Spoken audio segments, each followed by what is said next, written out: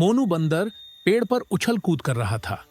तभी उसने नीचे देखा, एक सांप पेड़ के नीचे बने बिल से निकल रहा था। वह शिकार की तलाश में था। तभी मोनू को शरारत सूझी।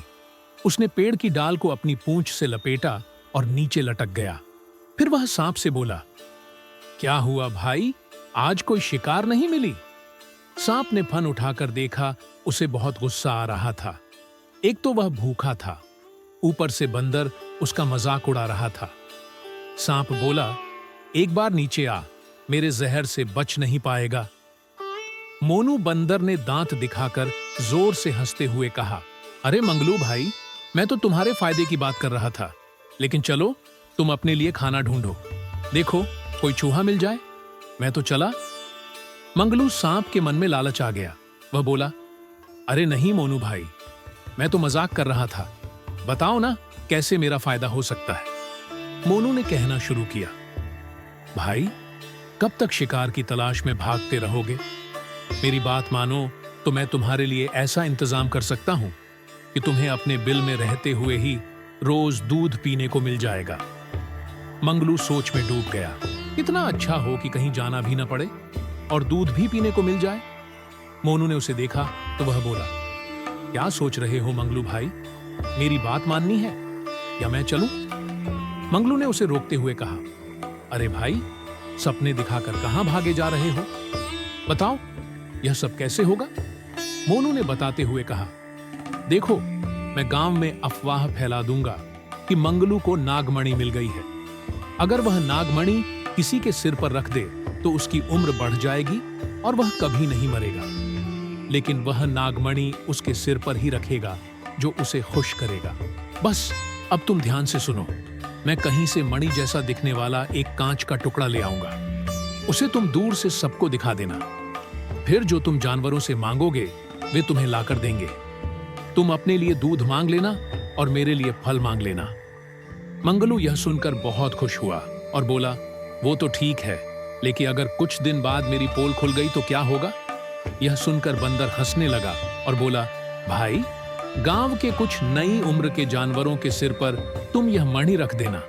उनकी उम्र तो पहले ही काफी होगी, बाद में जो बुजुर्ग होंगे वो मर जाएंगे। इससे सबको लगेगा कि मणि का असर हो गया है। अगले दिन मोनू बंदर एक कांच का टुकड़ा लाकर मंगलू को दे देता है और सारे जंगल में खबर फैला देता है। अब तो मंगलू और मोनू दोनों के मजे आ जाते हैं। दोनों को खुश करने के लिए जानवर तरह तरह का खाना, दूध सब दे जाते थे। कुछ दिन तक सब ठीक चलता रहा। मंगलू बहुत घमंड में आ जाता है। वह कुछ नए जानवरों के सिर पर मणि रख देता है। एक दिन गांव में हाथी और शेर बात करते हैं। शेर कहता है, भाई मैं बूढ़ा होता जा रहा हूं, अब मुझसे शिकार नहीं होता है। मैं मंगलू के पास गया था, लेकिन उसने मणि मेरे सिर पर रखने से मना कर दिया। यह सुनकर हाथी ने भी अपन सूंड उठा दी और कहा, भाई मैं भी गया था, लेकिन उसने मुझे भी भगा दिया। हमें उससे वह मणि छीननी होगी। यह सुनकर शेर बोला, लेकिन उसे बिल से बाहर कैसे निकालेंगे? हाथी ने शेर को एक तरकीब बताई। वह बोला, एक बर्तन में दूध भरकर उसके बिल से कुछ दूर पर रख देना और मैं उसे आवाज दे दूंगा। जब वह बाहर आएगा तो मैं अपने पैर से उसका सिर कुचल दूंगा। वह मर जाएगा और मणि हमें मिल जाएगी। शेर ने कुछ देर सोचने के बाद कहा, ठीक है, ऐसा ही करते हैं। तुम सांप को ठिकाने लगा देना और मैं उस बंदर के बच्चे का शिकार करूंगा। अगले दिन उन्होंने ऐसा ही किया। हाथी ने बिल के पास जाकर आवाज दी, मंगलू भाई, मैं आपके लिए ताजा दूध लाया हूं, जल्दी से बाहर आ जाओ। मंगलू खुशी खुशी बाहर आकर दूध के कटोरे की ओर बढ़ने लगा। तभी हाथी उसका सिर पैर से कुचलने लगा। धूप के कारण हाथी की परछाई मंगलू ने देख ली। वह एक तरफ हो गया। मंगलू बोला, भाई मुझे क्यों मार रहे हो? यह सुनकर शेर जोर से दहाड़ा, बड़ा घमंड है ना तुझे? अब देख, तुझे मारकर तेरी मणि हम ले लेंगे। मंगलू शेर के पैरों में जाकर लेट गया।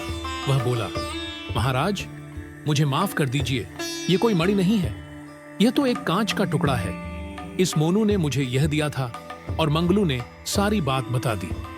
इधर हाथी ने गुस्से में अपनी सूंड में मोनू को लपेट लिया। मोनू को लगा कि वह मर जाएगा। उसने मंगलू से कहा, भाई जल्दी से हाथी को काट लो जिससे मैं बच जाऊं। मंगलू बोला, भाई इससे पहले हाथी मुझे अपने पैर से कुचल देगा। मैं तो जा रहा हूं।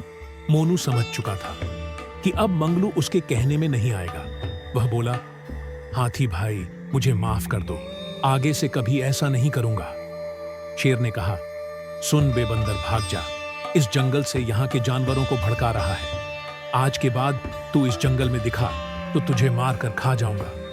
हाथी ने मोनू को छोड़ा और वह दुम दबाकर जंगल से भागने लगा। भागते भागते वह बोला, भाई मंगलू, बड़ी जल्दी रंग बदल लिया।